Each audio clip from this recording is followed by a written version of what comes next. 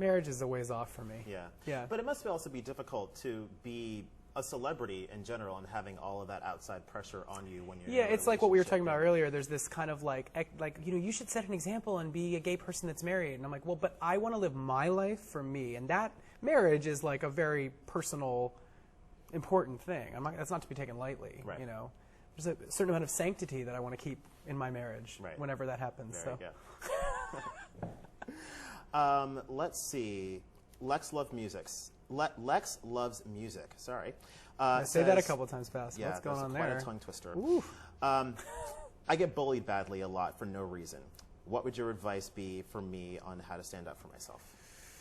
Oof. I know this is an issue that you've actually It's hard. I've talked about it a lot. I mean, I encountered a little bit of it when I was younger, but it wasn't so bad for me. I grew up in Southern California, and I think maybe part of it, I was a big boy. Mm-hmm. I got tall really fast, so I think, you know, it might have not been as easy of a target. You know, during middle school, I was like, you know, it's easy when almost 6 foot easy when you in can 7th step grade, on and they were like, what's going on? So, you know, I kind of think one of the ways to kind of avoid conflict is mind your own business, you know, and I think, I don't know, do your thing and do what you want to do, and you have every right to that. And I think working with faculty at school and adults to kind of create a safe environment is very important. Just avoid the situations if you can, and don't feed the fire. You know, just avoid the conflict. You know, I think in many of these situations, from what I can gather, I think, you know, bullies win when you give them the satisfaction. So if you let it affect you, or if you show them that it's affecting you, or you engage with somebody that's bullying you, it just feeds the fire. You might be better off just kind of going, okay, and walking away. You know, and I know that maybe that's not the best advice, but, you know, I'm all for avoiding conflict. Right. Can't you tell? Me, fanning flames? Well, what? I think that's fanning flames. Yeah, I think that's great advice for anybody. I don't know. I mean, you know, I don't really know. I mean, I think every case is different. I think it's also really important to find a circle of friends that accept you for who you are and celebrate that. There are people like that out there, and if you can put positive energy in your everyday life, it's easier to tune out the negative energy. Right. You know.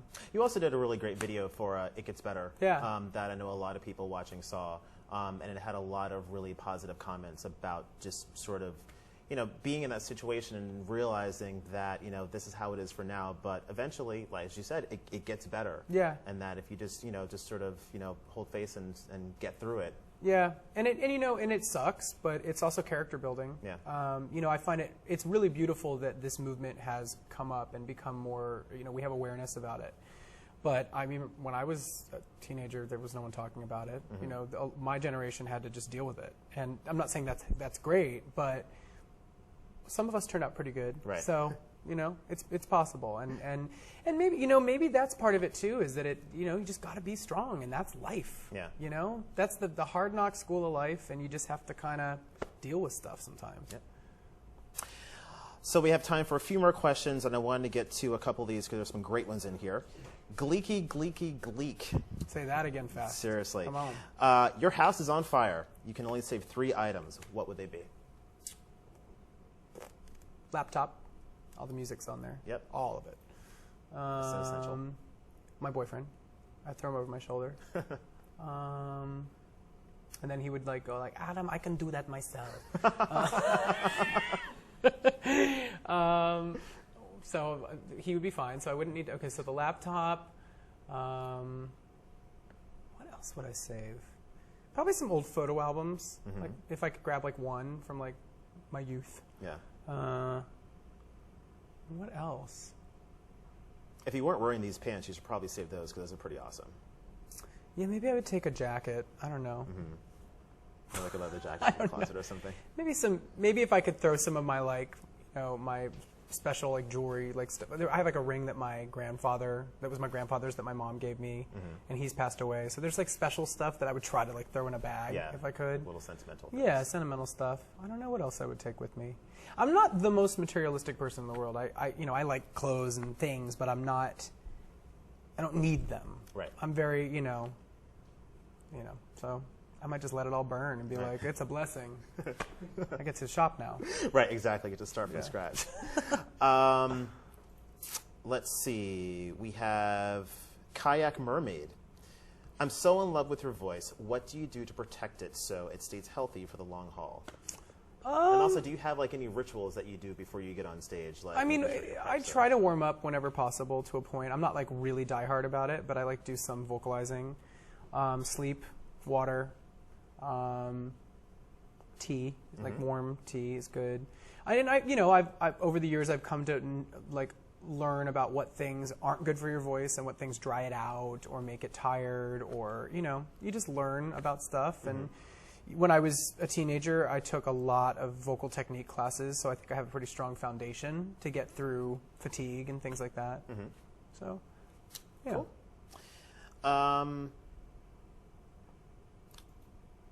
Here's another one. Larabulus, I love that. Larabulus wants to know, what is the cheesiest, most embarrassing song you have on your iPod?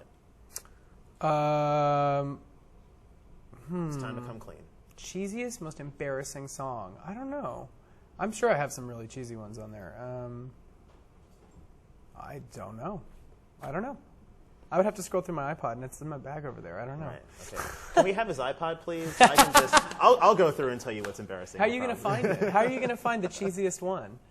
Oh, you're going to judge it, which might be better in the long run, because maybe what I think is amazing, you think is cheesy. I don't know. Right, it could be, because I know a lot of what I think is brilliant. People, my friends, are just like, really, you listen to that? I probably have like a Barbra Streisand song or like a Liza, like some like kind of the gay show tune like moment on my iPod somewhere. All right. Well, here's an easier one, and this one is from Sabrina Arnett 87. What's the last album you bought? The Alex Clare album's really cool. I just bought that. The Ting Tings album is really cool. But that was like a couple weeks ago. I'm trying to think of the one I just bought.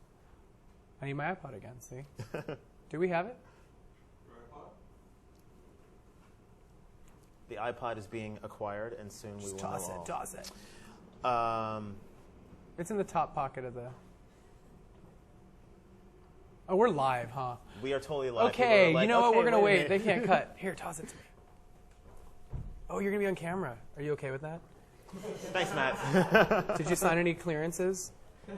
Yeah, we'll make sure that you get to sign on the dotted line. Okay, let's really figure this out. I think this is important. Actually, what was the last song you're playing? That's a good one. Okay, well... It was your own. I don't know. I don't know what it is. Where's my purchased? They've made this, they've made it a little confusing, I have to say, with the purchased and the iCloud. Yeah, you have all the different. It's great because you can get like all your stuff, but I get so confused. Right. Grace Potter's really cool. There's a song called "Never Go Back" that I just downloaded. Love Grace Potter. Her voice is quite a few nuts. I like that "Big Hoops" by Nelly Furtado. I think it's a great track.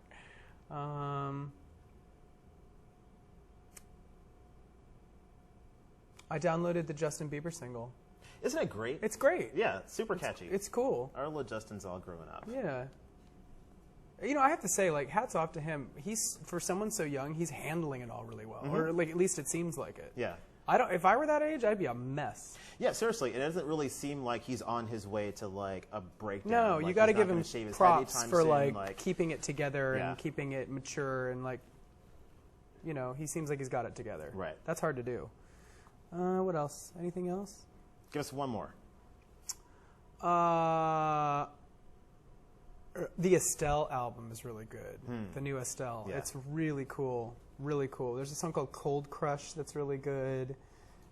Thank You, Speak Your Mind. Good stuff. Awesome. Really good stuff. Well, your fans out there have a lot of new music to go and download. So. Oh, and there's one more. There's a song called Major by Out of Frequency. Wait, is that the album? Yeah, it's the Asteroids Galaxy Tour is the name of the group. Interesting. It's super weird. The Asteroids Galaxy Tour is the name of the group. I think so. It's like kind of like weird, like New Orleans, like acid jazz.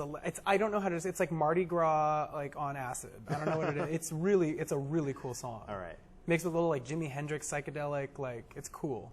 Well, hopefully they're going to sell a lot of downloads after this interview. So yeah. Awesome. Well, thank you for the tour through the iPod. You're welcome. Nice case as well. Thank you. All right. One more question. Trespassing. Out tomorrow. All right, and time for our final question. This is from Soul Ruin. Soul Ruin says, Billboard, in your article, that is posted on Billboard.com right now, go check it out. In the Billboard article, you say that you know who you are as an artist now. So, who are you? I mean, I think I don't know how to just sum it up like that. God. I mean, I kind of think one of the things about being an artist, when you really know what you're about, is there's an element always of like people pleasing as an artist. I mean, especially when popular music. That's kind of the goal. Is like you want people to like your stuff. You know, you want to reach as wide of an audience as possible.